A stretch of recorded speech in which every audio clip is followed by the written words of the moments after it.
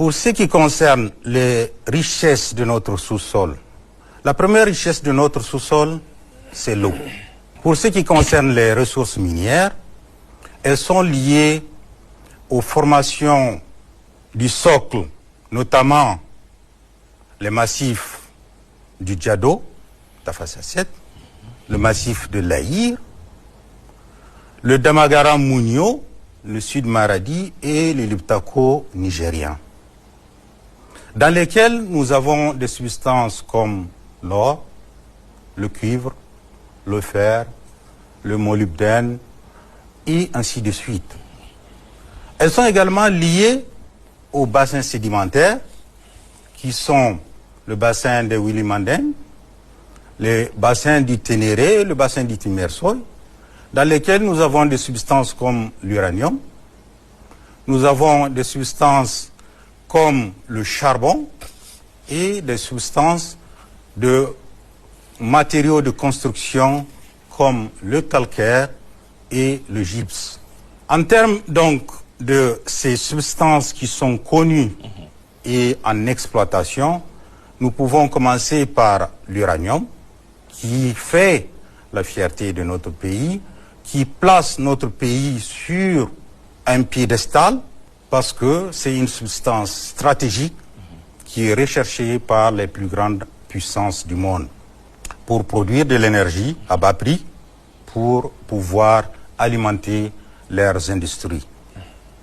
Pour l'uranium, donc, nous avons entre 350 000 et 500 000 tonnes de réserves d'uranium métal connues. Ces réserves se retrouvent dans les gisements qui sont en exploitation actuellement de la Somaïr, avec un peu plus de 100 000 tonnes d'uranium métal. Les gisements de la Somida, avec là également environ 30 000 tonnes, qui sont connus, qui est une mine en construction, la Somida. Les gisements également de Imouraren, où il y a plus de 230 000 tonnes d'uranium qui sont connus, et les gisements de Madewela, également qui n'est pas en exploitation comme celui de Imouraren, avec environ 20 000 tonnes d'uranium métal. Il y a les gisements de la Somina également à Azelik, oui. Mais qui ne sont pas très importants.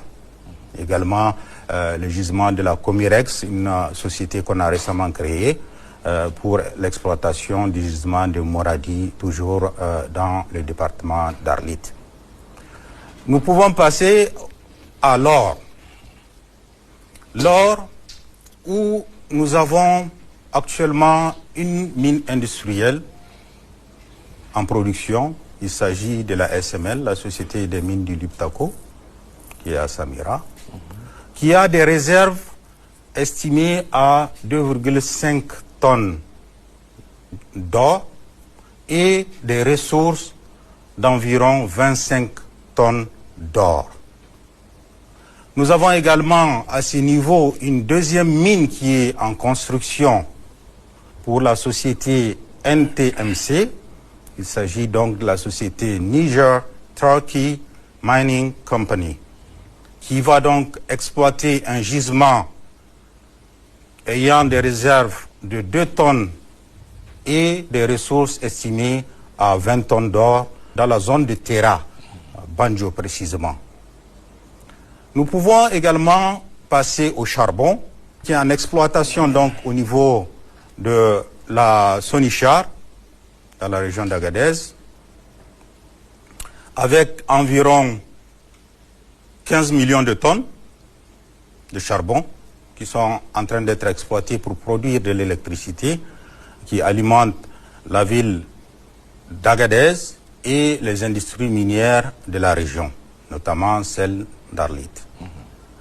Le charbon également, où nous avons des réserves estimées à plus de 200 millions de tonnes dans la région de Tawa, Takanamat. Là également, nous avons récemment attribué un permis d'exploitation à un groupe qui est établi au Niger. Il s'agit du groupe Wanda pour le compte de la société que nous avons créée avec ce groupe-là, donc l'État du Niger en participation avec le groupe Wanda, qui a donc des réserves estimées à 150 millions de tonnes de charbon. Nous avons enfin des réserves de cuivre. Nous avons des réserves d'étain.